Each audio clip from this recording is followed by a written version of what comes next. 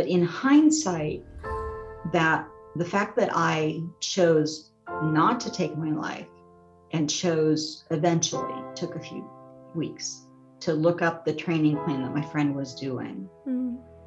Because I don't think if I'd had that low moment, that really low moment, that I would have done that. I would have continued on in this kind of half-life state that I was. So the low moments, they're dangerous. They can be really dangerous because that can be where people can take irreversible actions. But they can also be a spark to make a change. Hello, beautiful people. On today's podcast, we have the lovely Nita Sweeney. Nita is a certified meditation leader, mental health advocate, and ultramarathon runner. She's the award-winning author of the running and mental health memoir, Depression Hates a Moving Target. What I personally love about this conversation is Nita's beautiful openness, vulnerability, and authenticity. Nita will share transparently that for a lot of her life, she has genuinely felt like her mind was trying to kill her. And it is in this conversation that she shares more about that experience and how she has learned over time to not only manage this, but move through this. She shares techniques that have worked for her in overcoming negative thoughts that do go as deep as suicide ideation. And personally, one of my favorites is in the power of pause and understanding not every thought you have needs to be met with action. She also shares her experience of taking up running and how that resulted in her decreasing her antidepressants, which began the journey of her becoming a respected mental health advocate. Please enjoy this conversation with the lovely Nita. Welcome to the podcast, Nita. Thank you. I'm really excited to be here. Thank you so much for inviting me. So Nita, where I would love to start is with a quote from your book, Depression Hates a Moving Target. A wise part of my mind thought exercise might energize me, while a deep animal instinct tried to protect me by scoffing, "You're old and fat, people will make fun of you, and you will die of heart failure." Most people have these competing voices. Mine are just louder. So where I would love to start, Nita, is for you to share more about your journey of negative self-talk. Well, I've had chronic depression most of my life, and I grew up in a family of people who had mental health issues, including depression. And so I think that, as I said, that kind of, self-talk can be common. It arises, but a lot of people have other voices that counteract it. And mine, I go from 0 to 100. So instead of it just being, oh, running is going to be difficult, my voices say, running will kill you. Right. And I laugh because I've proven it to not be true. But that is kind of how I live my life with a lot of things. Was I would want to try something and my mind would say, that could kill you. And it was always this thing I gave into. And so I didn't try things. I didn't do, I've done a lot of things, but still. So yeah, that's that's actually one of the most pivotal sentences I would say in the whole book, because when people read it, it's just a story of a woman who decided to take up running. That's the surface, but underneath there, which I actually didn't completely figure that out until I was deep into the editing process, when we were trying to figure out what was important and what wasn't, what to keep, what to throw away. And I realized that I was actually telling the story of a woman trying to save her life, of me trying to save my life. And that became kind of an underlying, the through line is sort of a couch to marathon story, but the underlying part of it is a glimpse into my life, a glimpse into what it's like to live with mental illness. And so that's what it's like. It's something that, can be difficult, something that can challenge you, like running. For most people, they might say, oh, it's going to be hard, or maybe I don't want to do that. But for me, it's going to kill me. And that's just, welcome to my mind is kind of the way that is. So it's a great part of the book to pick up on. Thank you.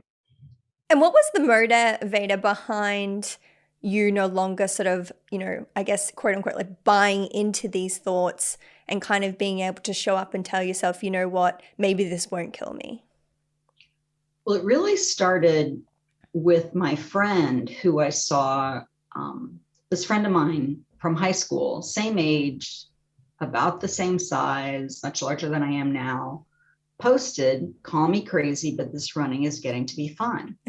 And inside I scoffed. I mean, my joke is that we needed to do a wellness check on her, because I was thinking, what is she doing? What is running? What? Yeah. But she was, I mean, I just kept watching. And I said, "Oh, good for you." And I kept watching. And as she progressed through this interval training program, I realized that she was having fun. Meanwhile, I was not having fun. I'd had a few really dark years. One year, just a few years before this happened, where 7 people I loved and a loved one's cat all died, including my 24-year-old niece, and then my father-in-law, and then my mother was the last one who died, and then my niece's cat.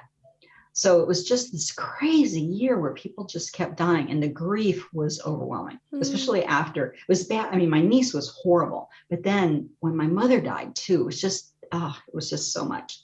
And so I saw this post probably a year and a half after that all happened, and I was in a really dark place. And to be honest, I wasn't completely sure I wanted to stay alive. I had been suicidal before, and the thoughts were coming back. And, I was talking to my therapist, who was on medication. They were trying different things. And then I saw this post. So it had to come from me. Okay, just talk for me. It had to come from someone with whom I could identify. It had to be something really simple. And eventually I got brave, and I looked up the little training plan that she was on, and it said 60 seconds of jogging. So that "call me crazy, but the running is getting to be fun," combined with, and that coming from someone I knew, combined with 60 seconds of jogging, something so small and seemingly doable, just sort of shifted something. So I wouldn't say I intentionally changed my thinking, but that combination got me curious enough to try something different. And then the changes in thought came after I took the action. When I took those steps forward, then I started thinking, well, I did day 1, maybe I can do day 2. It rolled like that for me. Whereas I know some people can change their thinking, and then the actions will follow. For me, the mood changes, the thinking patterns tend to change after the action. Yeah, I find that incredibly interesting. There's a theory called polyvagal theory that I'm quite interested in. They do speak to this about if you experience sort of this level of depression, that it's sort of more getting into your body and taking action that kind of gets you into that momentum to be able to think better thoughts. So it's lovely to actually hear that that's what's true to you. And I would love to know, Nita, during sort of this beginning of starting to move and exploring running, how did that assist, or did it assist with your healing of grief? It really did help. And I think especially because my niece who had died had been a runner. And so I kind of felt like she was with me. I was also spending a lot more time with my dog. I mean, I always spend time with my dog, but he was really my partner in this whole thing. I was outside more. And we live in a gorgeous neighborhood, which I knew that we did, but until you go out there and walk the streets, run the streets, it's just a different feeling than driving it. So my mood started to shift, and actually some friends noticed it before I did. And the funniest thing was, one friend asked me if I'd gotten a different haircut. She said, "Did you get a different haircut?" And she knew something was different, but she couldn't tell. And I didn't tell anybody for a little while. I have to look back in the book and look at my notes to remember how long, but I didn't even tell my husband, because so many times I'd tried the mini trampoline, the new supplement, the different kind of therapy, all these different things. And I didn't want it to be just one more of Nita's things. And I think secretly I didn't want to disappoint myself either. So I didn't want that pressure from other people. And, but people outside me started to notice. And then eventually, I always joke about this. I made the mistake of telling my sister, who it was her daughter, her only child, who had died. And that's when things really changed, because she invited me to participate in a 5K for research for the type of treatment for the type of cancer that my niece had died from. And man, was that a mental struggle, because my first thought was, no, I'm a private runner. I just stay here in my little ravine. No. So that's when things really started to shift, and where I started to feel the mood, where I could see the mood lift. And what do you think? Because I assume it's fear that's kind of influencing you to think that you're going to remain a private runner. What were the fears that were coming up about potentially making yourself more public and doing a public event? It was mostly embarrassment. I was convinced that people who probably were paying no attention to me whatever would laugh at me. Yeah. I mean, I say that kind of, again, I joke about this a lot, because in hindsight, I realize that this type of thinking is quite ridiculous, but it's also very common with people who have mental health issues. So I thought that I was too fat to be a runner. It's like the thing you read. I didn't have the right clothes. I didn't know where to stand. The truth was, I didn't know which side the bib goes on. It goes on the front, by the way, the little number that they put, it goes on the front. But any of that stuff, I didn't know the rules. And I was kind of a rules person, still kind of am a rules person. And so I was afraid of embarrassment. And then there was also that part of me still that thought, well, if you do have a heart attack in public, how embarrassing, as opposed to just having one alone in the ravine. I mean, it really is just kind of, I mean, I can laugh at it now, but that's really the way it was my thinking went. And there are things that I still have those kinds of crazy thoughts about. It hasn't, everything hasn't gone away, but gratefully it's not usually running now. I'm kind of used to it now. But yeah, that was it. It was just this very twisted thinking based on anxiety, based on fear. I had a lot of panic attacks. And so there was part of me that thought I would just have a complete meltdown, panic attack, which are very uncomfortable if you've ever had a panic attack. So yeah, lots of fear, but not just, oh, she's afraid, these outsized fears that are distorted thinking and just complete twisting of normal thoughts. And you do end up doing this 5-kilometer run. And I noticed in your book, in this event, but also throughout your story, it seems like there are significant moments in your life where people show up at the right time and say the right words of encouragement. How important for you is to sort of have someone cheering you on through this experience? Rather, I know you shared in the book, you had experiences of people even trolling you on forums. What is the difference between kind of having that experience versus someone sort of supporting you, getting behind you and telling you that you can do it? Well, the trolling was a real wake-up call, because it was early enough in, it wasn't, social media was still really new too. And this was an online forum, not any of the social media channels, kind of like a bulletin board is what we would call it back then.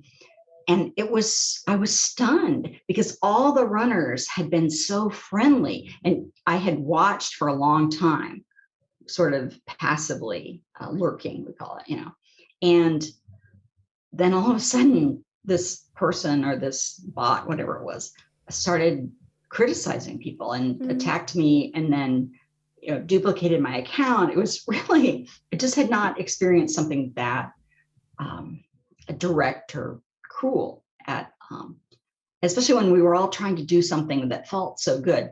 So that was just a wake-up call. And I think that I was surprised at my reaction, that I didn't just shrink away, but I had grown so used to talking to these other runners online who were so helpful and supportive.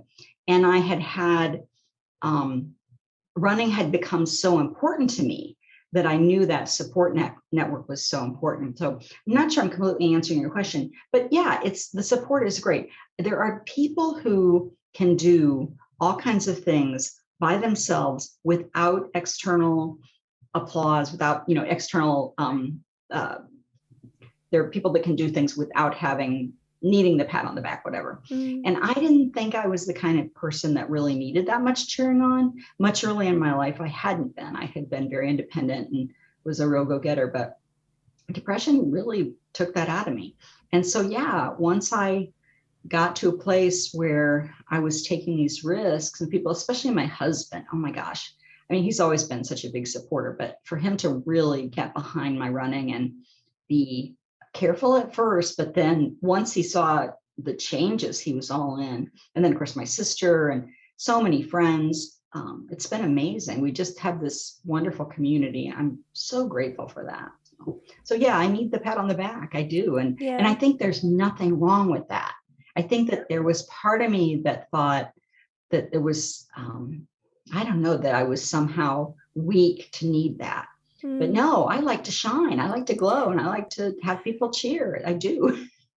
And that's okay. Absolutely. And how has facing your fears improved your self-esteem? Well, the biggest places with the writing is because I started taking a lot more risks. And then eventually, once the book came out, all of a sudden you're a public speaker. Yeah. Boom. I mean, it's just like magic. I mean, and what it did for me is it turned me into a mental health advocate, which I sort of had that. I mean, I kind of always was that anyway, but all of a sudden it was public. It was on this big stage. So the running for me, just the fact that I can just show up to a race and the fear is still there sometimes that they're going to laugh at me, but I also have the experience of them not laughing at me. And over time that builds and just sort of bleeds over into the rest of my life. I mean, I still get nervous about things. I got nervous before we had this podcast for a few minutes. Like, let's just take a few deep breaths and finish that.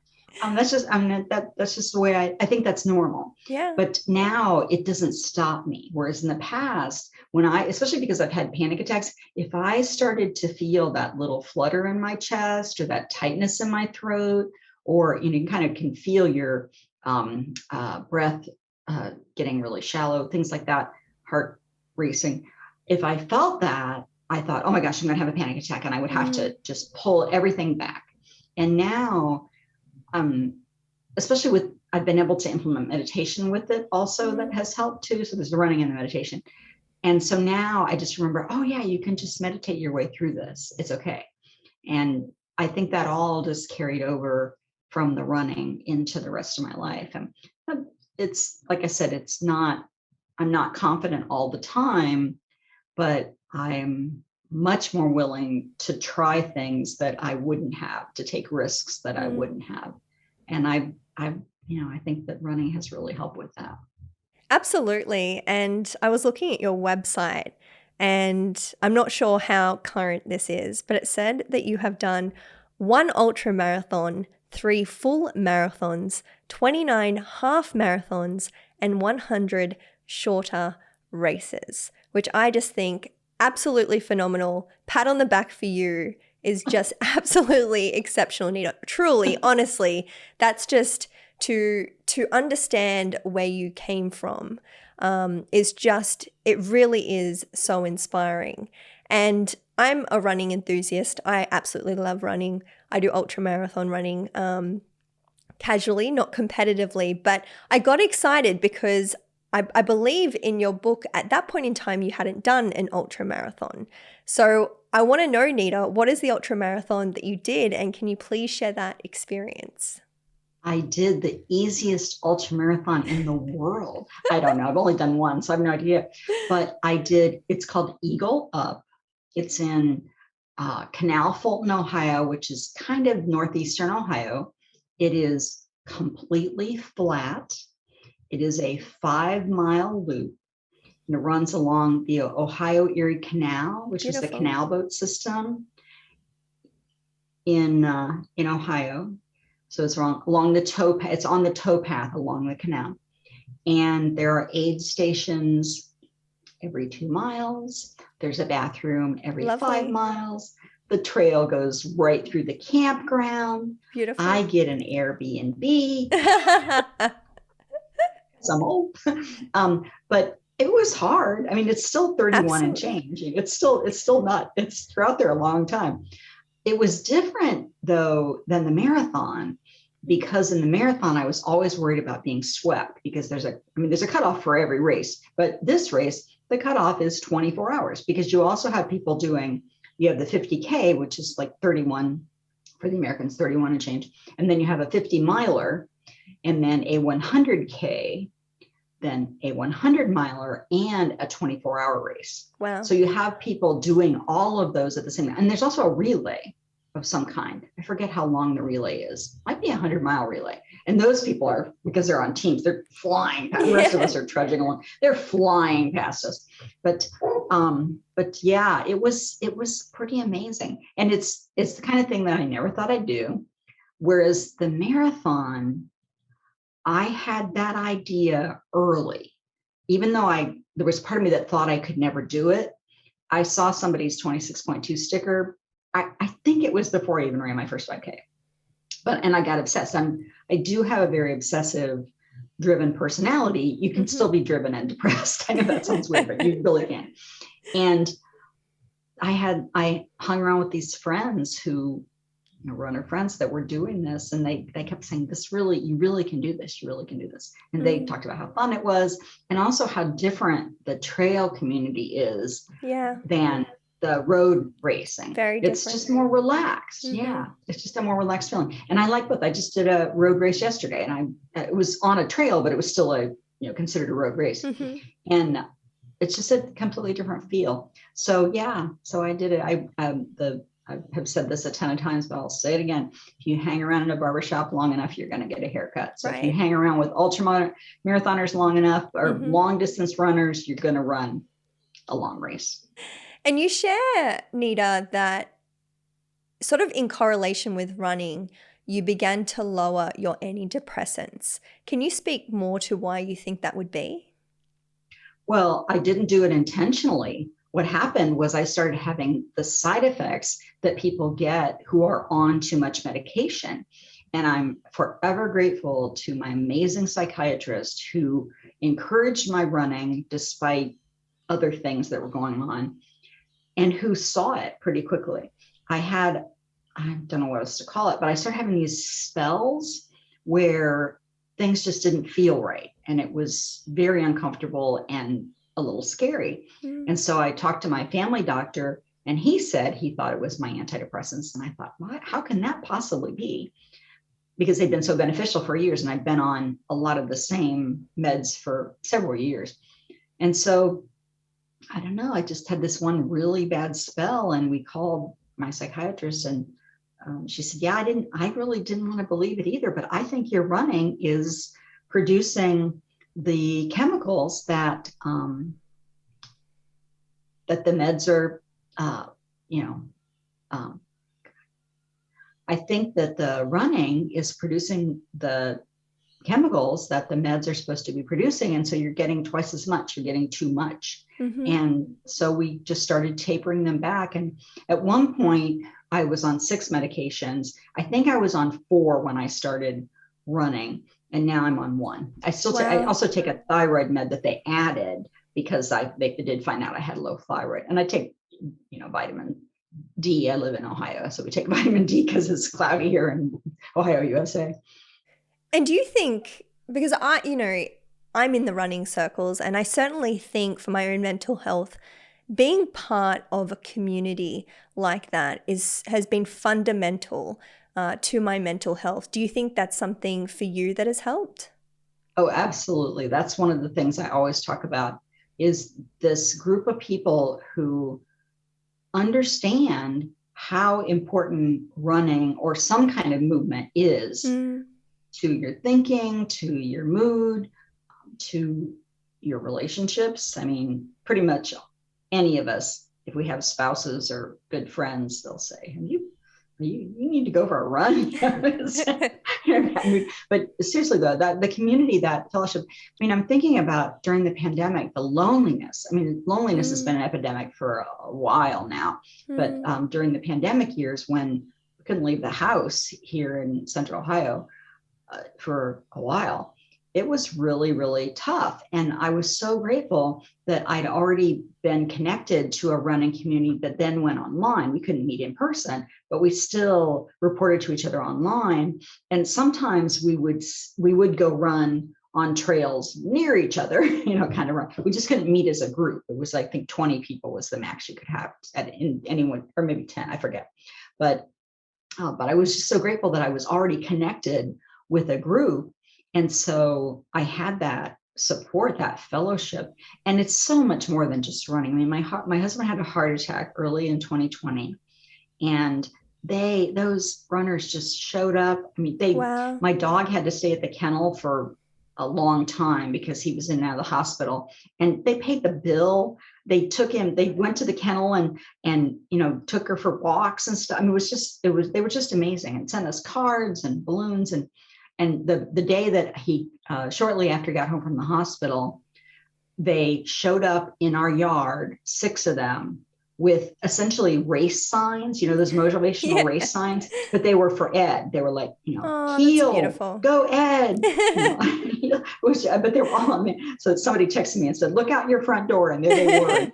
Talk about tears. Even Ed was in tears. It was just, so the communities, there's just so many things about the running activity, and then the training and the community. Right, the combination. There's structure, there's accountability, a little bit of peer pressure, which doesn't hurt. Some of us are competitive and you need that. Some people need that competition, others don't. But all of that is kind of this wonderful mix that I think you can get it in a lot of different sports. It just happened to be running for me. That just is the movement form that clicked for me.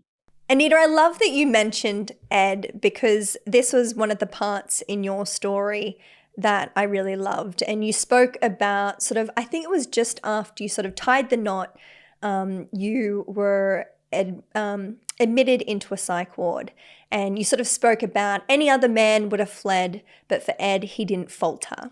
Can you talk about the importance of relationships and mental illness? For me, having him was essential because he's just been there. But here's the thing. He was there when I did end up checking myself in, but they would have checked me in if I hadn't checked myself in. So it's this weird combination, because even though I have this amazing husband, at the time I had a really good job. I was a partner in a law firm. His son was living with us, who I really like his son, great guy, and had the 2 dogs. And still my mind was trying to kill me. So it's not the cure, but with the treatment and the recovery, it's been so helpful to know that he's on my side, to know that he stayed. And I don't always know what to say, because we're like any couple. We have good days and bad days. We have good years and bad years. But he's an amazing man. He's just very steady and very dependable, maybe over responsible sometimes. And he just is there. He's like a rock in some ways. A very cuddly rock.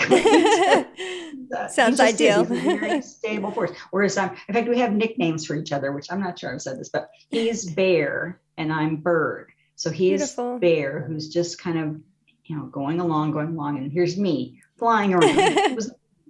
He nicknamed me that because I'm just a little more flighty than he is. But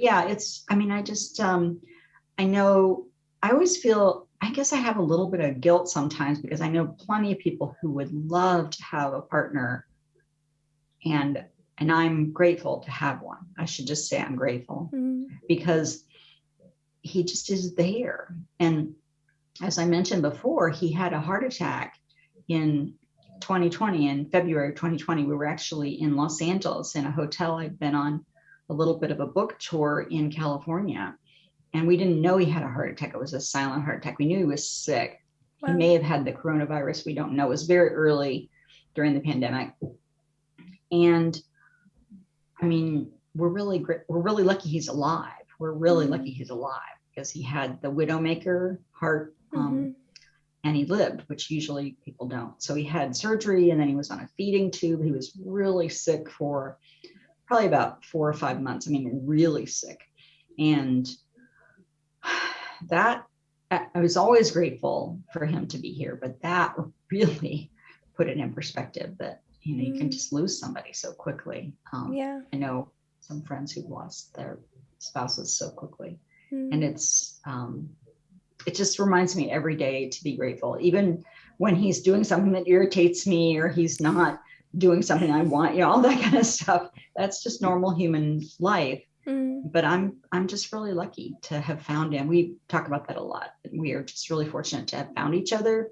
We had both been in relationships before, so this was kind of our second chance to have a solid relationship, and it feels like we just got a really good one. And I don't totally know how that happened. I think we were both just really ready, and it was just a good fit. But yeah, it's especially when I was trying all these different meds and nothing was working, and in these different groups. And I mean, I did just a lot of different therapists, different psychiatrists, and he would be upset when something wouldn't go well, but he was just always so supportive. And so he would just say, just stay. You know, I have a little card that he wrote once that I don't know if he was reading something I'd written or we were talking about memories, but he wrote a card that's just said, please, he wrote a card once. I don't know if it's something I wrote that he read or we were talking, but it says, thank you for staying alive. Love, Ed. And I framed that because it's right in front of me every day. Because I still sometimes have those stray thoughts that, oh, you know, do I really belong here? Yes. So what is it that you do with those thoughts, as you know, as you suggest just even now sharing? It's like when you have these thoughts, do I belong here? You sort of assure yourself, yes, I do belong here. What else has kind of helped you in being able to live with those kind of thoughts? The biggest thing is meditation. I mean, running does help because when you run, it changes the neurotransmitters. And so those thoughts just do disappear for me. But the meditation practice of watching a thought arise, noticing it arise, and then seeing it kind of do its little dance and then pass away, that they go away. They're like clouds. They just drift. I heard, I won't remember the teacher, but someone said, it might've been Thich Nhat Hanh. It said, we are the sky, or I am the sky. And those moods are just clouds passing over us, through us. And so the meditation practice has really helped. Probably more than anything, really more than anything. Certainly something in my life too. And I mean, in that, because I feel like we can talk about meditation and mindfulness, and some of us understand it more than others. But I feel like sort of when it comes down to it, for you, was it just being able to shift from identifying with those thoughts as if they are you to now being able to see them sort of as clouds passing by? Yes, there's a big difference. Once I started really using my meditation practice to work with those thoughts, because they were so scary when they first happened years ago, that meditating on them seemed too terrifying. Right. I was afraid it would make them bigger, and it would be bad and things would happen. And of course I was having the panic attacks too. So it took some really desensitization to be able to work with innocuous thoughts. Things, in sitting meditation often we'll use like an irritation your nose itches. And so there's the sensation of your nose itching. There is the sensation of your nose itching, but there's also the thoughts, oh, this is annoying. This is never going to stop. Why can't I itch my nose? I don't want to sit still. There's all those thoughts. And so working with those kind of normal, ordinary, everyday, not harmful thoughts is the practice that trained me to then be able to see something as big as I'm not sure I should be here anymore, as a thought that also is just arising, having a little pattern, and then passing away, just disappears. And often, which there's science about this, and I'm not a scientist, but when you put the attention on the thought, sometimes it will just disappear as if you kind of scared it off or something. It'll just disintegrate. And sometimes not. It'll do its whole thing. Sometimes it gets bigger. But noticing that if you don't add any energy to it, if you just take that very neutral stance of, oh, it's just a thought. It's not who I am. And I don't, just because I think it doesn't mean I have to do it. Right. And that was another disconnect, that pause between thought, action. When I could see that. And that was I keep going back to itching my nose, but the practice of not scratching my nose when it itched helped me to see that it was the same thing. And okay, so I really wanted to itch scratch my nose. I really did, but not doing it and realizing, oh, I can have thoughts and body sensations that are extremely powerful and not take action and just see what happens. And so that was, meditation is a kind of a little experiment. It's like a test tube. You're putting yourself in this little test tube and you're doing all these little experiments with your thoughts and body sensations.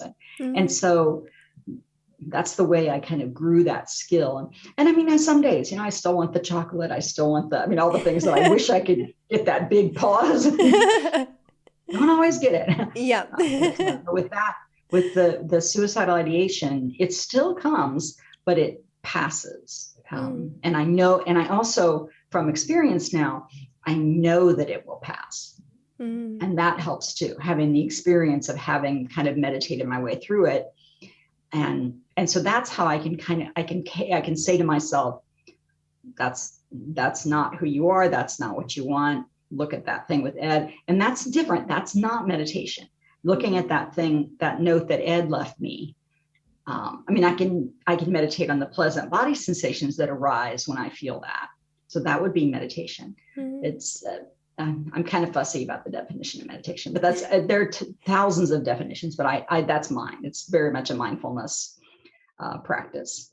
I think that what you've shared is so powerful, and I really love the idea of coming to that understanding that this too shall pass. I think that is so incredibly important in people's lives. And I know that you bring some of these beautiful practices into your running, and you shared that you learnt some of these practices through Chi running. Can you share more about that?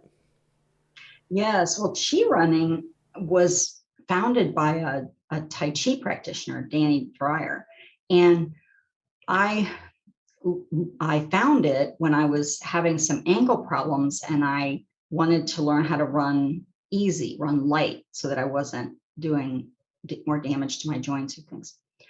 And so with Chi running, the way that it fits with me with meditation is it becomes the object of meditation. So with meditation, you make a bunch of choices before you start meditating, and then sometimes while you're meditating. And one of them is where you're going to put your mind, what you're going to focus on. And usually it's a body sensation. It can be your thoughts, which we just talked about, but often it's a body sensation because they're just easier to work with because they're not as kind of sticky. And so I would have these sensations in my foot. And so that's kind of how I started. But with Chi running, they teach you a sort of posture or forms, they call it, so that you're landing more midfoot, easier, you're upright, but kind of leaning forward from your belly. I won't go into all the details, but there's there's these focuses, they call them form focuses, and you can choose one of those. And so I would choose, let's say, there's one that I really like to use where you notice the crown of your head. And as you're running, you just think about lifting the crown of your head so that you're almost like a marionette, so that you're sort of being pulled kind of by a string, kind of hanging from the crown of your head. And while I would run, I would just notice, what's going on with the crown of my head? Is it lifting? Is it, am I slouched? That kind of thing. And then I would make adjustments physically, which is not technically, in sitting meditation, you don't make adjustments. You just sit, especially strong determination sitting. But with the Chi running, I was able to kind of combine the two so that the awareness of what is my body actually doing? What does it actually feel like? A lot of times we want to run to just zone out. Totally fine. But I found that making the movement form and all of those Chi running form focuses my object of meditation, it became kind of dual duty, because not only was I developing more concentration and also more calm, I was also learning how to run easier so that it wasn't as hard on my body. So that's how I do it. I kind of love Chi running. I keep threatening to become a Chi running instructor, but what I really want is just someone to instruct me on Chi running all the time. No, I can feel the passion within you, and I think it's really beautiful. And I was very engaged in that. And I know that in your book you shared one. I don't know what it was called. You did have a name for it, but you almost spoke, when you're in a racing event, for example, how you can kind of utilize the people around you to feel like, you're being pulled by them, for example. Yes, that's I Chi. No, I Chi. But the idea is that you focus on a thing in the distance, and it could be the back of another runner. It could be a tree ahead of you, or like the water stop. Yesterday during my race, we were on the rails to trails, and it's an old railroad that they turned into a trail.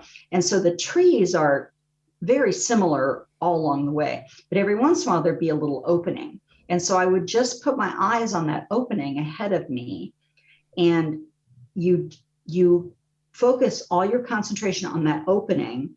And then what happens is it's almost like the opening pulled me toward it. And so you completely relax and just focus on whatever you've chosen, again, like an object of meditation. And there's just kind of this energetic pull that comes from being focused on the thing ahead of you. And for me, it has helped a lot when I get bored or when I get really tired, so that it doesn't feel as if I'm pushing myself along. It's as if I'm being pulled along. And it takes a little bit to get used to, and it might not be for everybody, because it feels a little woo-woo, but I think there's probably science behind it somewhere. Because it's like the idea of when you focus on something, then your mind puts everything behind that and pulls you toward it. I mean, it's just like there's the part of the brain called the reticular activating system where you can focus on a thing. So I always call it the powder blue pinto part of the brain. Whereas, you decide, you've never seen a powder, a pinto is a type of car. I mean, if these people know what a pinto is, anyway, but it's a type of car, this weird little car. So you've never seen a powder blue pinto. You decide, I've got to have a powder blue pinto. You go, you buy one, you drive it off the lot.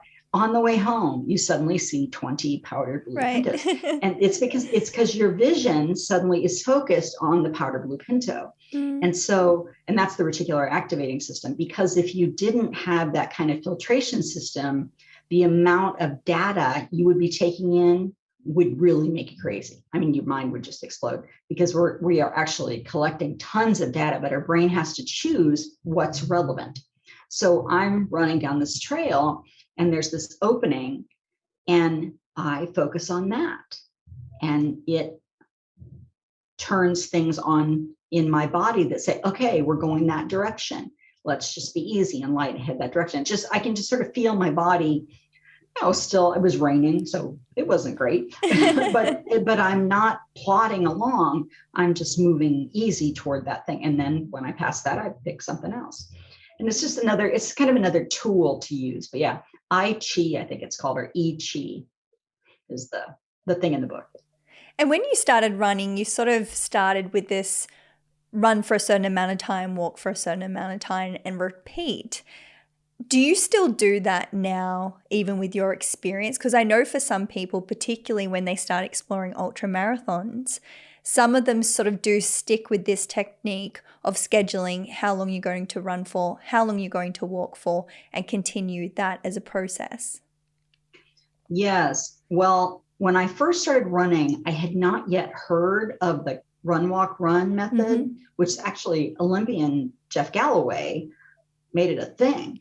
And so my goal was to run continuously. And I did run continuously for a number of years.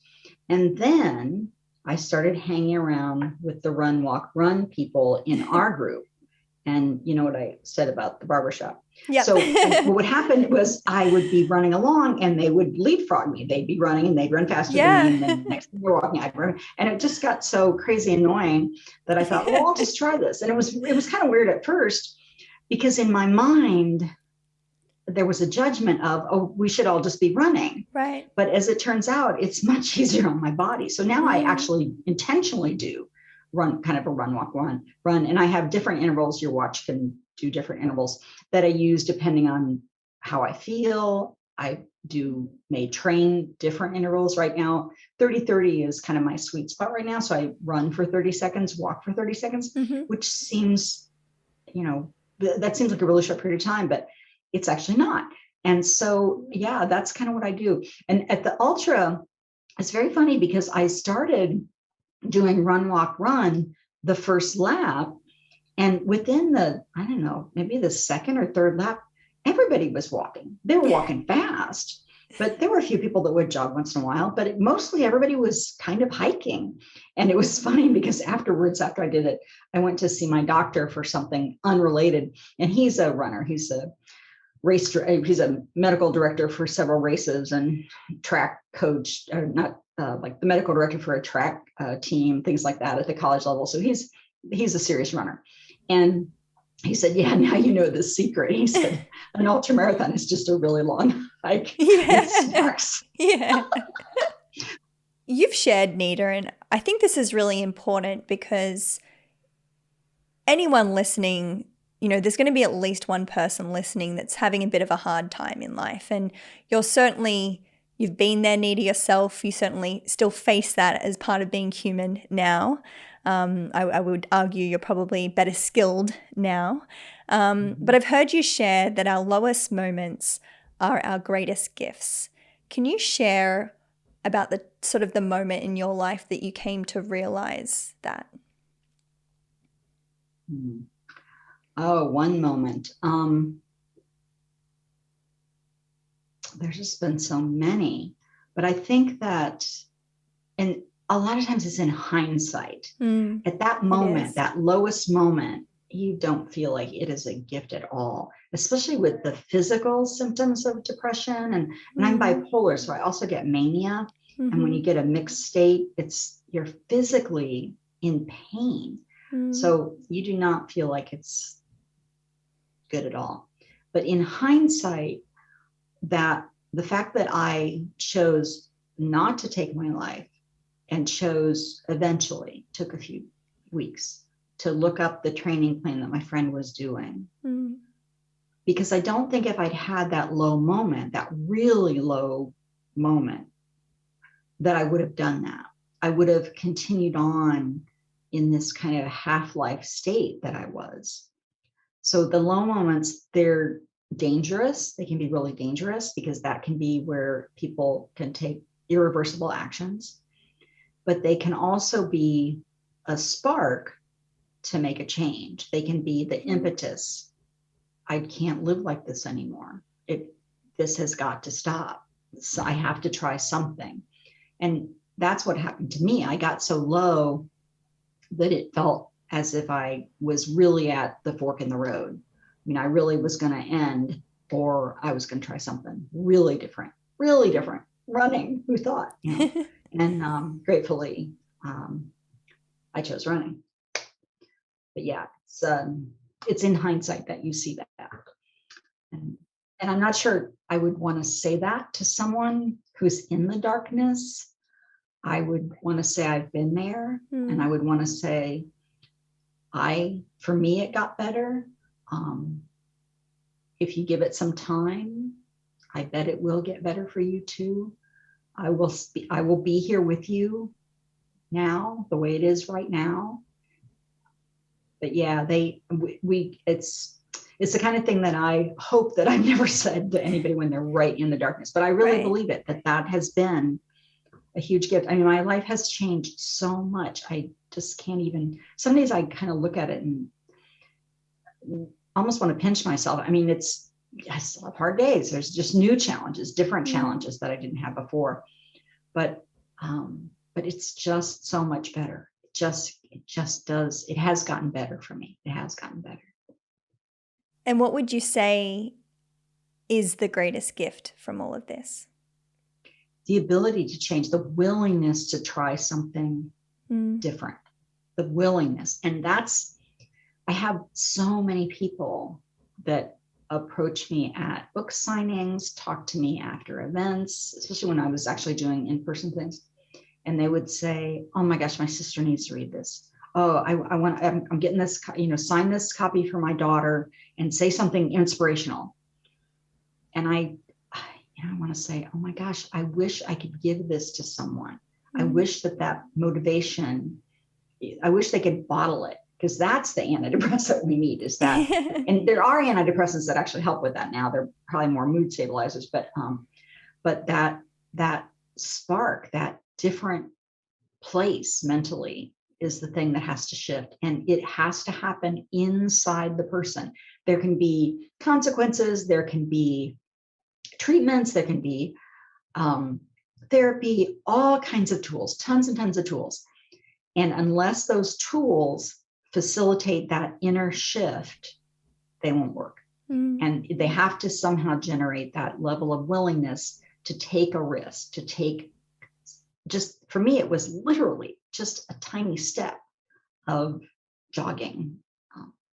But yeah, that's the thing. It's that little spark. That was the gift. It was that willingness to try something that really seemed ridiculous. I mean, I don't know how else to say it. I just really thought it was ridiculous. What is running? What? But it worked. So yeah, the way I close the book is actually, I just say, try something. Just try something. And again, you have to have the spark to get to that place. And I think the low place is often where you come to that fork where you're willing to take the risk. I think it's such a beautiful lesson, and certainly something that I've learned in my life is, particularly if you have people around you that are going through the depths of darkness, is to not take it as your responsibility to change them or think that they're doing things wrong and better, but it is to be there for them, as you've suggested. It's to comfort them, but to also live your life as an example of what is possible. And just like your friend, I think her name was Kim, that kind of inspired you, and now you're doing it for other people. I think that's one of the most beautiful things, is that sometimes you may not realize by the actions that you take in your life how profoundly that can impact another's life. And I think it's always really beautiful to keep that in mind as you live your life, that people are watching, people are listening, and people are learning. And it's a beautiful way to live. Yeah, you never know who's watching. You don't. You don't know. And my friend Kim was just doing her thing. I don't think she meant to inspire anybody in me, and she sure inspired me. I'm sure she inspired a lot of other people too. But yeah, she didn't. I've talked to her a number of times about it. She was just doing her thing. She was just running the way she felt like she needed to run. So yeah. It's great. Well, thank you, Nita, for this beautiful conversation. I really appreciate it, and I truly think you're just such an inspiration. You're a fantastic person. I love how open you are about your life and your experiences, and I hope you're certainly really proud of the impact that you're making, and you've certainly impacted my life. So thank you, Nita. Well, thank you, and thanks for your podcast and for inviting people like me to just share this important stuff. I'm really grateful. So thank you for having me on the show. So on a final note, Nita, I would love to ask you, what does it mean to you to be human? Vulnerability, authenticity, just the real thing, just being who you are and having a safe place for that to be, a safe place to be who you are. That's human to me. That's what it is to me. That's what I've been gifted with too.